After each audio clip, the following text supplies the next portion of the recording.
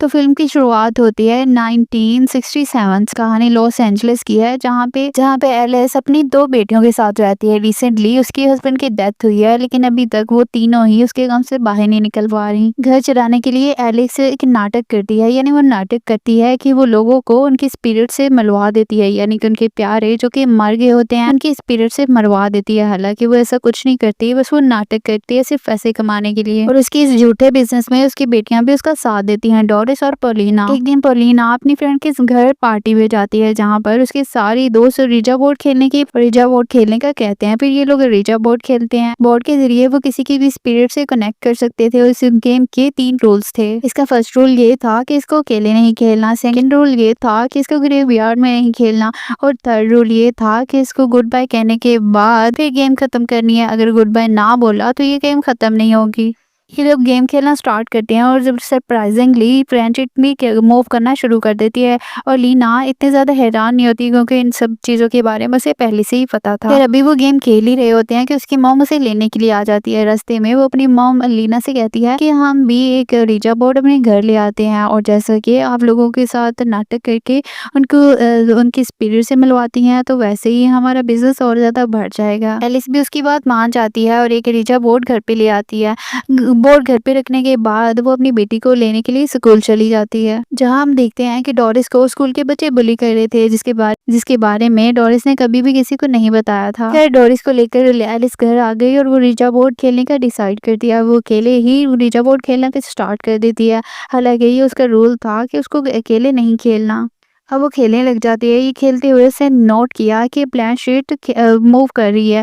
ये अब वो किसी भी स्पिरिट के साथ कनेक्ट कर सकती थी और किसी भी स्पिरिट के साथ बात कर सकती। पर अब वो उससे सवाल करना शुरू करती है, जिसके जवाब उसे प्लान शीट पे तो नहीं मिलते, लेकिन नीचे हम देखते हैं कि उसकी बेटी डोरिस अब पोजेस हो रही है और वो उन सब बातों के जवाब दे रही थी जो कि एलिस नीचे बैठी सारे सवाल रीजा बोर्ड से पूछ रही थी। एलिस ने जब रीजा बोर्ड से उसका नाम पूछा था तो ऊपर बैठी डोरिस ने उसका नाम मार्कस बोला था, यानी कि जिस भी स्पिरिट ने उसको पोजेस किया था उसका नाम मार्कस था। जैसे ही एलिस रीजा बोर्ड खेलना बंद करती है, डोरिस भी अपनी असली हालत में वापस आ जाती है। लेकिन गेम छोड़ते हुए भी एलिस ने एक और रूल तोड़ दिया, उसने गुड बाय नहीं बोला। इसके बाद रात को डोरिस उसी रीजा बोर्ड के पास आ जाती है। उसे पता था कि इससे स्पिरिट से हम कनेक्ट कर सकते हैं। वो अपने फादर डोरिस से कनेक्ट करने की कोशिश करती है, और हैरान कुन बात ये थी कि वो रीजा बोर्ड मूव करने शुरू हो गया था।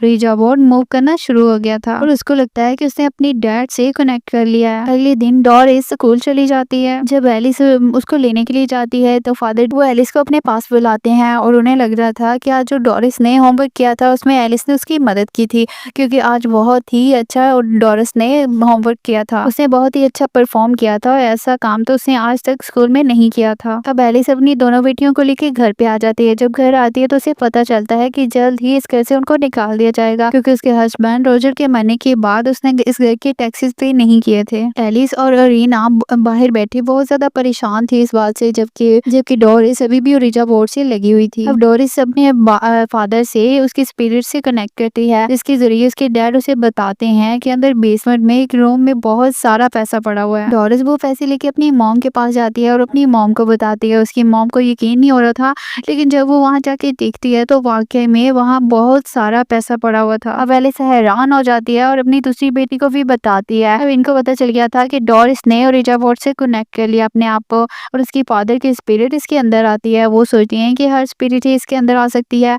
तो फिर वो सोचती है कि डोरिस के साथ ही रीजा बोर्ड खेला जाएगा, इससे हमारे क्लाइंट्स ज्यादा आएंगे। एलिस अब बस ये जानना चाहती थी कि वो उसकी बेटी जिससे कनेक्ट कर रही है क्या उसके हस्बैंड की हीरो है या किसी और की।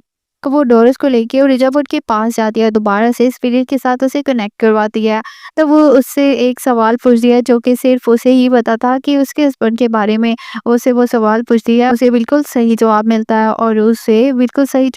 और वो हैरान हो जाती है। एलिस को अब रीजा बोर्ड पे यकीन होने लगा था। अब डोरिस ने उसे ये भी बताया था कि वो एक ब्लैंक शीट के जरिए से बाकी स्पिरिट्स को भी देख पा रही है। अब एलिस कहती है कि वो अपने क्लाइंट्स को इस रीजा बोर्ड से अपने प्यारों की स्पिरिट से मिलवाएगी, लेकिन पोलिना इस बात से इनकार कर देती है कि वो इनके साथ नहीं देगी।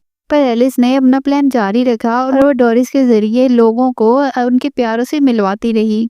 और इस बिज़नेस को आगे बढ़ाने के लिए डोरिस ने स्कूल जाना भी छोड़ दिया। इस पीरियड्स के दौरान डोरिस अजीबो-गरीब हरकतें भी करती थी, जो देख के उनके क्लाइंट्स को अपनी फैमिली मेंबर्स की तरह ही वो लगती थी। देखकर क्लाइंट्स और भी ज़्यादा खुश हो जाते थे। इनका बिज़नेस अब बहुत अच्छा चलने लग गया था, लेकिन इन सब के दौरान डोरिस अपनी गर्दन में शदीद पेन बर्दाश्त करती है। अब वो ब्लैंक शीट उठाती है और उसकी मिरर के ज़रिए अपने अंदर देखती है, अपने आप को देखती है, तो वो देखती है कि उसके कंधे पर एक स्पिरिट बैठी हुई है, जिसे देखकर वो बहुत ज़्यादा डर गई और वो स्पिरिट उसके अंदर चली गई। उस स्पिरिट ने डोरिस पर पूरी तरह से काबू कर लिया था, पूरी तरह से कब्जा कर लिया था और उसके अंदर चली गई थी, उसे पोजेस कर लिया था। पोजेस होने के बाद वो नॉर्मल हो जाती है। उसके बाद वो अपनी बहन के पास जाती है और उसके कान में कुछ बोलती है आहिस्ता से। इसके बाद उसकी बहन पोलिना को भी अजीब तरह से ख्वाब आने लगते हैं। अगले दिन हम देखते हैं कि डोरिस स्कूल में थी। जैसे ही बच्चे उसे बुली करने की कोशिश करते हैं, उल्टा वो ही उनको अपनी पावर से नुकसान पहुंचा देती है। डोरिस जब घर जाती है तो आज घर पे पोलिना का फ्रेंड उसके साथ आया था। वो उसके साथ बातें करता है, लेकिन डोरिस पूरी अजीबो-गरीब और डरावनी बातें करती है। वो उसे बताती है कि अगर कोई गला दबाकर मरे तो उसे कैसा महसूस होता है, उसे कैसा फील होता है। ये बातें काफी अजीब थी और वो लड़का काफी हैरान होता है। तभी पोलिना देखती है कि उसकी डॉल के होंठों को किसी ने सी दिया है। वो भाग कर डोरिस के पास आती है। वो जानती थी कि डोरिस ने ही जरूर ये काम किया होगा। वो डोरिस से पूछती है, लेकिन डोरिस उसे कहती है ये काम मैंने नहीं किया, बल्कि डैड ने किया है। डैड घर पे सारी आवाजों को बंद करना चाहते हैं, जितने भी घर पे आवाजें आती हैं। वो उन बातों की ये बात कर रही थी जो कि आजकल डोरिस निकाल रही थी। पोलिना डर जाती है और वो अपनी मॉम को ये बात बताती है। वो कहती है कि डोरिस पागल हो गई है, क्योंकि वो बहुत ही अजीब हरकतें कर रही थी आजकल। वो देखती है कि रात को डोरिस ने नोट्स बनाए थे और वो नोट्स पोलिश लैंग्वेज में थे, लेकिन उनके घर में तो कोई पोलिश जानता ही नहीं था, पोलिश लैंग्वेज कोई बोलता ही नहीं था। पोलिना नोट्स को लेकर फादर टॉम के पास चली जाती है स्कूल में और उनसे रिक्वेस्ट करती है कि इनको ट्रांसलेट करवाएं। शाम को वो उनके घर पे आते हैं और वो आकर एलिस से कहते हैं कि मुझे एक रीचा बोर्ड चाहिए। वो अंदर आते हैं और उनका रिचुअल शुरू कर दिया जाता है। फादर टॉम डोरिस से पूछते हैं कि मेरी वाइफ का मिडिल नेम क्या था। प्लेनचिट मूव करती है और लिन नाम बताती है। सबके दौरान डोरिस फादर टॉम की वाइफ की आवाज में कुछ बोली भी थी, जिससे ये सब हैरान हो गए थे। सबको ये सेक्शन कामयाब लग रहा था, लेकिन फादर टॉम ने एलिस और पोलिना से अकेले में मिलने की डिमांड की। फादर टॉम इनको बताते हैं अभी जो सेक्शन हुआ था वो बिल्कुल भी सक्सेसफुल नहीं था, क्योंकि मेरी वाइफ का नाम लिन नहीं बल्कि कैथरीन था। वो कहते हैं कि सेक्शन शुरू होने के दौरान मैंने अपनी वाइफ का नाम लिन ही सोचा था। वो कहते हैं कि यानी कि डोरिस किसी भी स्पिरिट्स के साथ कनेक्ट करती ही नहीं, बल्कि वो लोगों के माइंड को पढ़ती है। और रही बात कि डोरिस बहुत तरह की अजीबोगरीब आवाजें निकालती है लोगों को उनके प्यारों के बारे में, लेकिन वो एक ही वर्ड बोलती है और लोग अपने प्यारों की आवाज उसमें इमेजिन कर लेते हैं। क्योंकि डोरिस रैंडम आवाजें निकालती थी किसी औरत या मर्द की, क्योंकि उसने बताया कि जो डोरिस ने आवाज निकाली थी वो भी मेरी बीवी की नहीं थी। एलिस ने फिर फादर टॉम से कहा कि आखिर डोरिस ये सब कर कैसे पा रही है। तो फिर फादर टॉम ने उसको बताया कि डोरिस पे एक स्पिरिट ने कब्जा किया हुआ है, जो कि उसके जरिए सारा काम कर रही है। उसने फिर पोलिना को बताया कि तुमने जो मुझे स्टोरी ला के दी थी उसमें मार्कस नाम के एक आदमी की स्टोरी लिखी हुई है, जो पोलैंड से यहाँ लॉस एंजेलिस आया था। तभी उसे डॉक्टर ने पकड़ लिया था। वो डॉक्टर पागल था और लोगों पे अजीबोगरीब एक्सपेरिमेंट करता था।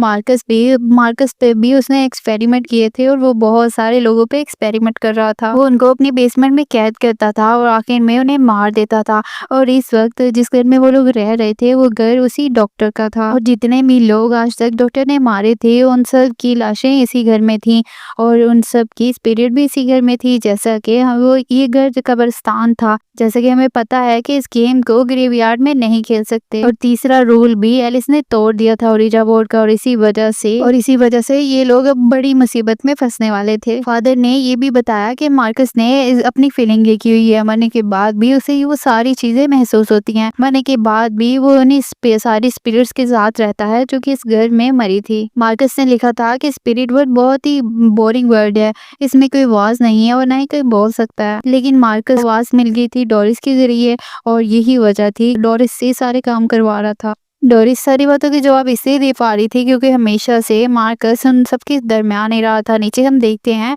कि डोरिस पोजेस हो गई है और उसकी बहुत बुरी हालत हो रही है। अब डोरिस की आंखें अजीब हो जाती हैं और उसने पूरा मुंह अपना खो लिया था।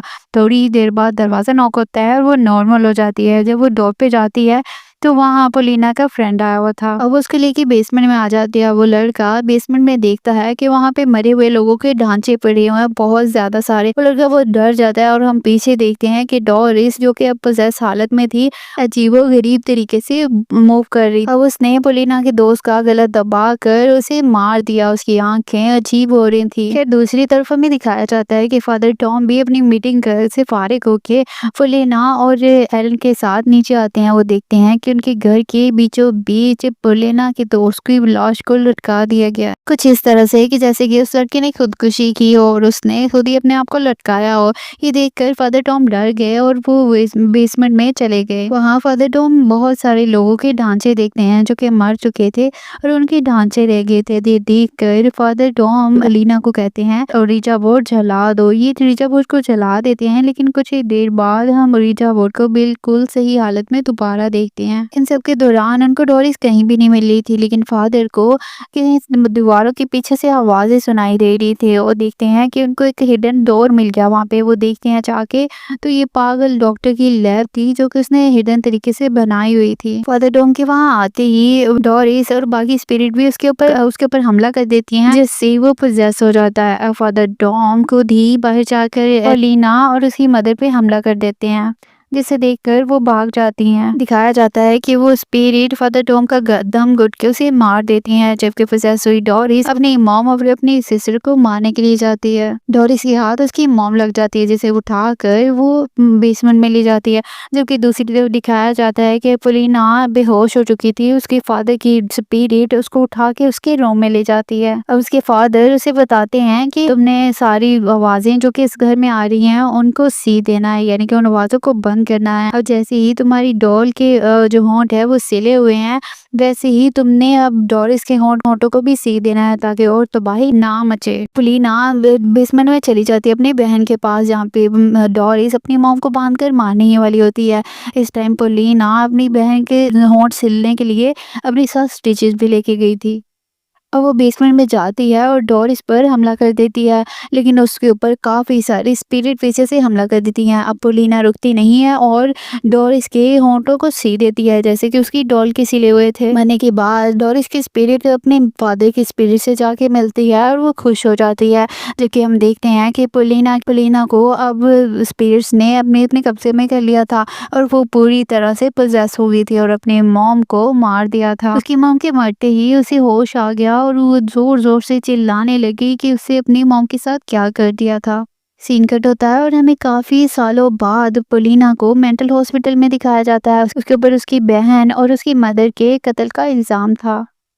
यहाँ पर डॉक्टर कहता है कि पुलिस को आज तक डोरिस की लाश नहीं मिली थी और पोलिना भी इस बारे में किसी को कुछ नहीं बताती। फिर डॉक्टर अब पोलिना को उसके रूम में दोबारा से शिफ्ट कर देते हैं, जहाँ जाकर पोलिना अपने खून से दोबारा से कोरेजा बोर्ड तैयार करती है और वो अपनी बहन की सोल को बुलाने की कोशिश करती है। उसका ये काम कर भी जाता है और थोड़ी देर बाद हम डोरिस की स्पिरिट को भी वहाँ देखते हैं।